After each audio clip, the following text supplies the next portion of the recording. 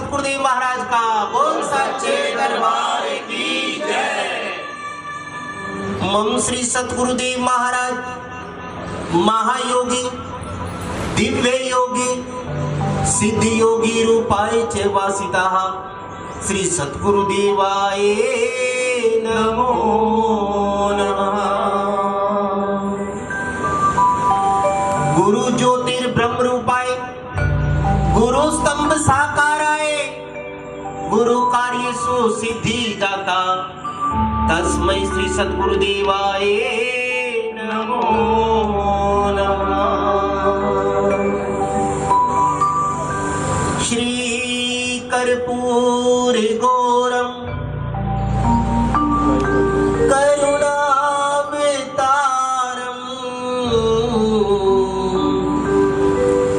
संसार सारं भुजविन्द्रहारं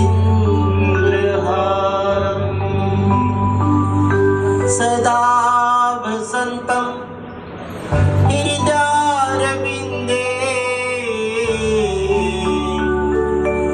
भवं भवानी सहितं नमामि भवं भवानी सहितं नमामि। सर्वमंगल मांगल्ये शिवे सर्वार्थ साधिके शरणे त्र्यंबके गौरी नारायणी नमस्तुते नारायणी नमस्तुते। हस्त शंख चक्र गदा पदम गलवे जयंती माला भाविस्ते क्षीर सागर वासिते शेषय्या विराजितम वामंग महालक्ष्मी सुशोभिते श्री लक्ष्मी नारायणाय नमो नमः। श्री लक्ष्मी नारायणाय नमो नमः। श्री स्वर सूर्यदायिनी विद्यादायिनी विवेकदायिनी नमो नमो मां शारदे ब्रह्मासुता ब्रह्मचारिणी वेद पुस्तक धारिणी श्री मां शारदे नमो नमः। हे मां शारदे नमो नमः। हे चंड मुंड विनाशिनी हे महिषासुर मर्दनी हे मधु कैटवहननी मां चामुंडाय नमो नमः। श्री सतगुरुदेव महाराज की अगस्त मुनि भगवान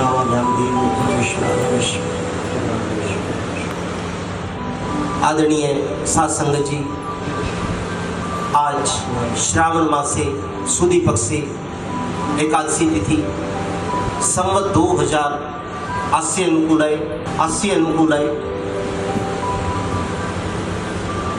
रविवार दिवसे स्वामी कल्याणी आश्रम करनाल के अंदर मैं अपनी प्यारी सी साध संगत का स्वागत करता हूं। जोरदार तालियों के साथ मेरी संगत का स्वागत करें।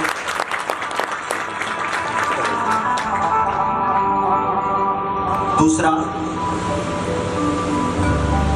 जैसे ही सत्संगों के अंदर श्री गुरु महाराज की जन्मों की कथाएं चलती आ रही हैं, 9 जन्म हो चुके थे। अब 10वें जन्म से विदुर उनका 9वां जन्म था और 10वां जन्म उनका मुदगिल का था। मुदगिल की कथा मैं आपको सुना चुका हूँ। वो कथा थोड़ी लंबी थी, इसलिए वो गुरु पूर्णिमा पे संपन्न हो चुकी है। आज उनकी 9वें जन्म की कथा विदुर की कथा से प्रारंभ करते हैं। 9वें के बाद 11वां है, जहाँ से गुरु पूर्णिमा का सत्संग समापन हुआ था, वहीं से दोबारा से शुरू करते हैं। जयकारा श्री सतगुरुदेव महाराज का बोल सच्चे दरबार की। अगस्त शिष्य कल्याणी, हे अगस्त शिष्य कल्याणी, कथा है अद्भुत न्यारी, गुरु आदेश के पालन हेतु जन्म लिए बारी बारी। आदरणीय साध संगत जी, शब्दों के भाव ही बता रहे हैं कि हे अगस्त शिष्य कल्याणी, जो हमारे श्री सतगुरुदेव महाराज हुए वो कल्याणी जी हुए और उनके गुरु महाराज थे अगस्त मुनि भगवान। गुरु आदेश के पालन हेतु जब याक्षले रूप में थे वो, तो गुरु महाराज ने उनको एक श्राप दे दिया था कि तेरे को देह बदलने का बड़ा शौक है ना, इसीलिए जब मैं तेरे को यही श्राप देता हूं कि तू बार बार इस पृथ्वी के ऊपर देह बदलता फिरेगा। उसी देह बदलने के ऊपर उनके 14 जन्म हुए। आज हम 9वें जन्म की कथा प्रारंभ करते हैं। हे अगस्त शिष्य कल्याणी, हे अगस्त शिष्य कल्याणी, कथा है अद्भुत न्यारी, गुरु आदेश के पालन हेतु जन्म लिए बारी बारी, गुरु आदेश के पालन हेतु सेवा में बारी बारी। हे अगस्त शिष्य कल्याणी, हे अगस्त शिष्य कल्याणी, कथा है अद्भुत न्यारी, गुरु आदेश के पालन हेतु जन्म लिए बारी बारी, गुरु आदेश के पालन हेतु जन्म लिए बारी बारी।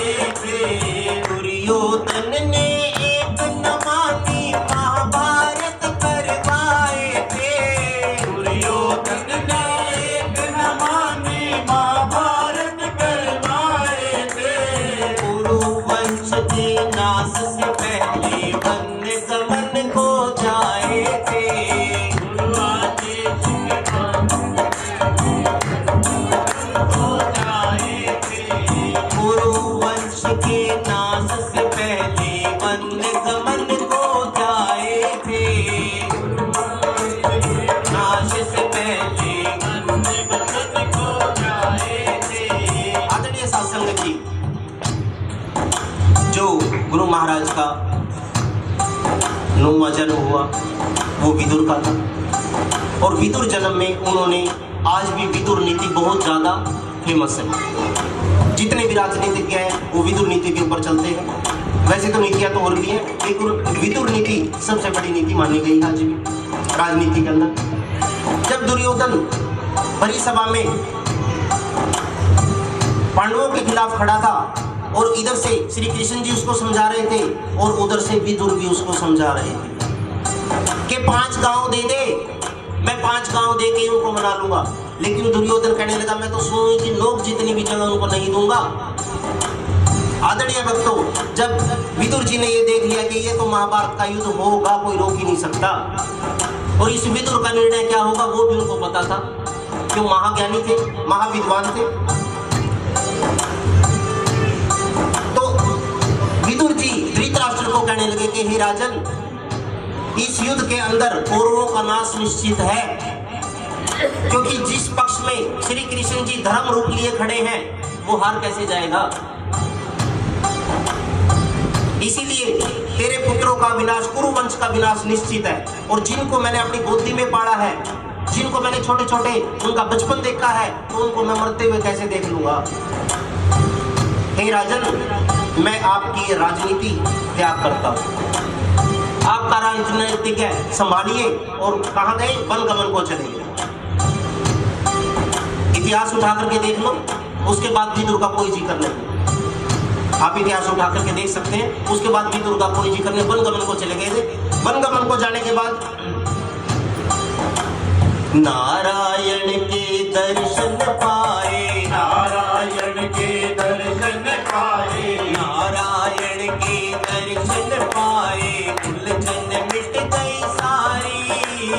गुरु आदेश के पालन तुझ तुम लिए बारी बारी। गुरु आदेश के पालन तुझ तुम लिए बारी बारी।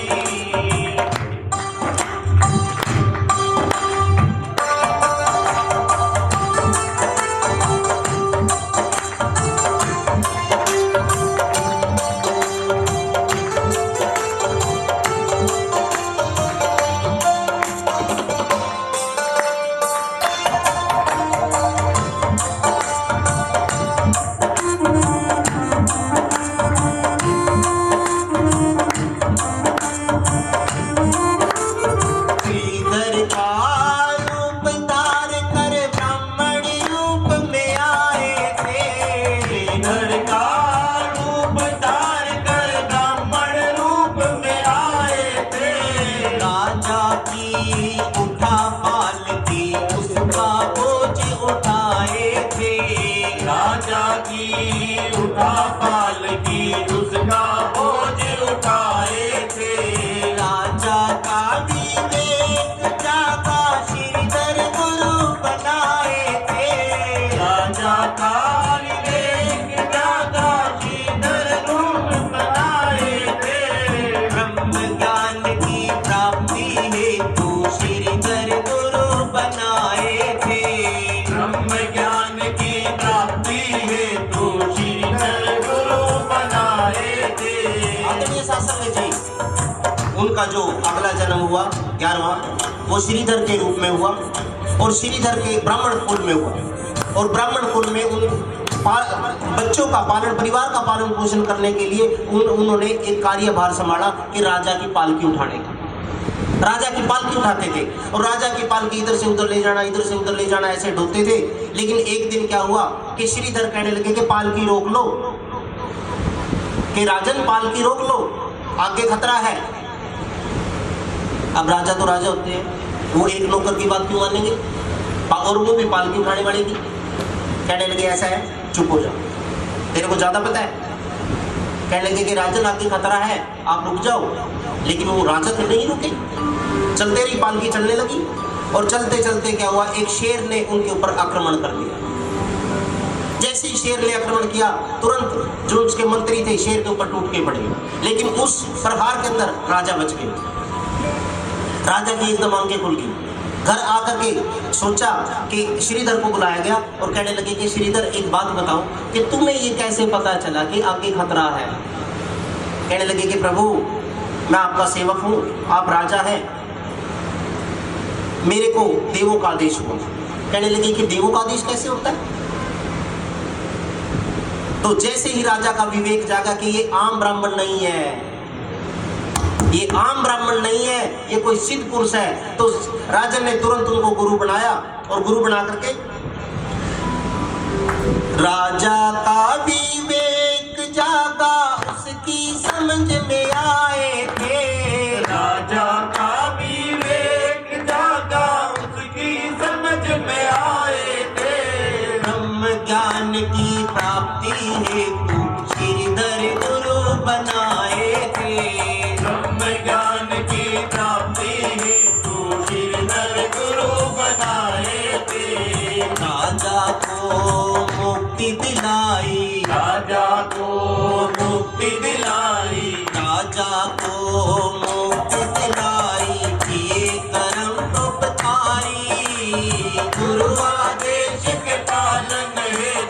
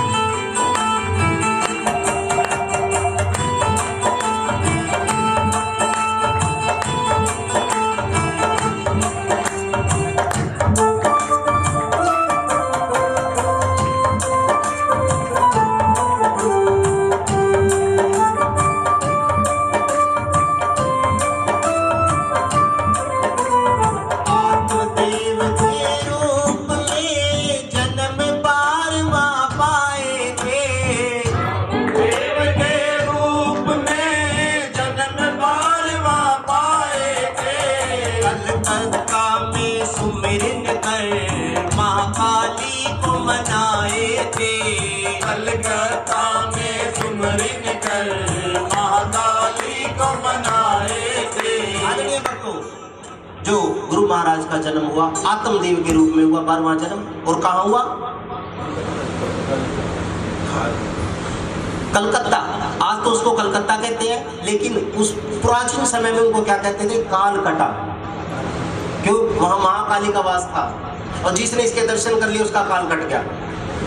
तो उसका धीरे धीरे ब्राह्मणों की वजह से उसका नाम कालकटा कहने लगे। आज इंग्लिश में भी उसको कोलकाता ही बोलते हैं ना, कलकत्ता नाम ठीक क्या। और कलकत्ता में क्या हुआ? आत्मदेव के रूप में जन्म 12वां पाए थे। आत्मदेव के रूप में जन्म 12वां पाए थे। कलकत्ता में सुमिरन कर महाकाली को मनाए थे। कलकत्ता में सुमरिन कर महाकाली को मनाए थे। साक्षात दर्शन दीना हाथों भोग लगाए थे। साक्षात दर्शन दीना हाथों भोग लगाए थे। महादेवी ने पर ये दीना संग उनके रह पाए थे। महादेवी ने भर ये दीना संग उनके रह पाए थे। आदरणीय भक्तों, आत्मदेव के रूप में गुरु महाराज ने साक्षात महाकाली महादेवी के दर्शन किए और उनको अपने हाथों से भोग लगाया। और महादेवी ने क्या वरदान दिया कि बेटे जब तू बुलाएगा और जहां तू बुलाएगा, जब तू बुलाएगा और जहां तू बुलाएगा वहीं आऊंगी। बोलिए श्री सतगुरुदेव महाराज की जय। ऐसे थे गुरु महाराज। क्या हुआ? गंगा सागर में जा करके, गंगा सागर में जा करके, गंगा सागर में जा करके शीर को मोती दे डाली। पूर्वादेश के पालन हेतु जन्म लिए बारी बारी। पूर्वादेश के पालन हेतु जन्म लिए बारी बारी।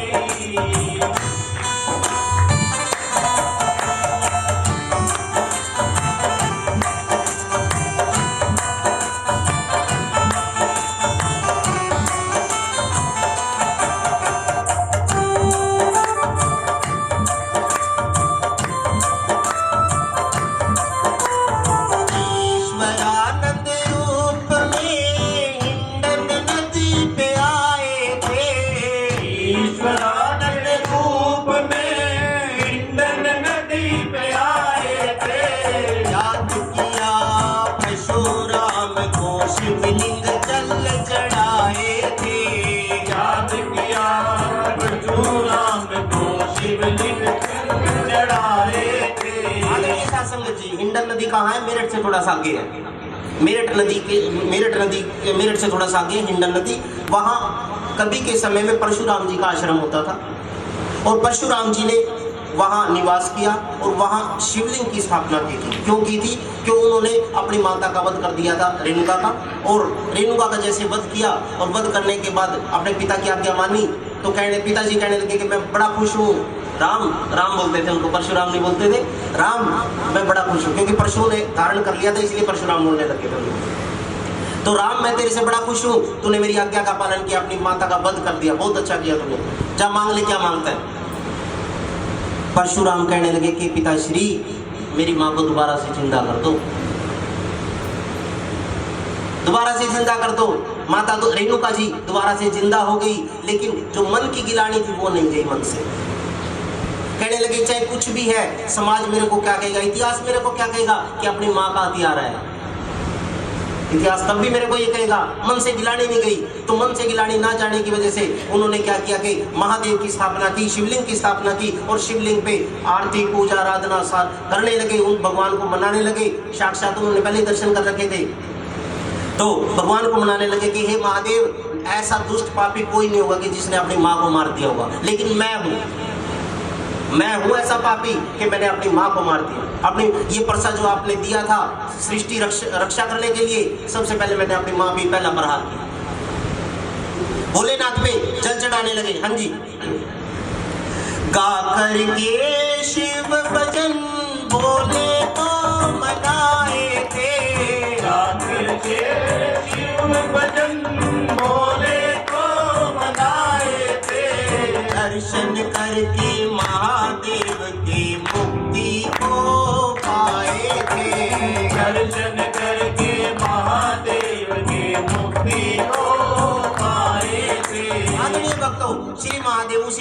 से उदित हो गए और शिवलिंग से उदित होकर के कहने लगे कि परशुराम क्या बात है बेटे?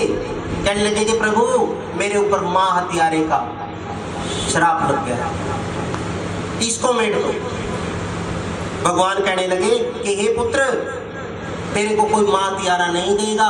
लोग तेरे से पहले तो राम कहते थे, लेकिन आज से लोग तेरे को परशुराम के नाम से जानेंगे। बोलिए श्री सतगुरुदेव महाराज की जय। उस आश्रम में ईश्वरानंद के रूप में गुरु महाराज रहे और जब परशुराम की इच्छा पूरी हुई तो परशुराम क्या कहने लगे भगवान को कि हे प्रभु, आपने मेरा कार्य पूरा किया है, आपने मेरा कार्य पूरा किया है। आज से मैं आपको नाम देता हूं। क्या कहने लगे? पूरा महादेव कहते हैं, पूरा महादेव कहते हैं। मिनट के पास है ना पूरा महादेव? अगर आप लोगों ने देखा होगा कि पूरा महादेव के नाम से जाने जाते हैं। पूरा महादेव कहते हैं, पूरा महादेव कहते हैं। हम हैं तेरे आभारी, गुरु आदेश के पालन हेतु जन्म लिए भारी भारी। गुरु आदेश के पालन हेतु जन्म लिए भारी भारी। हे अगस्त शिष्य कल्याणी, हे अगस्त शिष्य कल्याणी। कथा है अद्भुत न्यारी। गुरु आदेश के पालन हेतु जन्म लिए भारी भारी। गुरु आदेश के पालन हेतु जन्म लिए भारी भारी। गुरु आदेश के पालन हेतु जन्म लिए भारी भारी। गुरु आदेश के पालन हेतु जन्म लिए भारी भारी। जयकारा श्री सतगुरुदेव महाराज का। सच्चे दरबार की जय। आज इस भजन के साथ श्री गुरु महाराज के 13वें जन्म की कथा यही समापन होगी।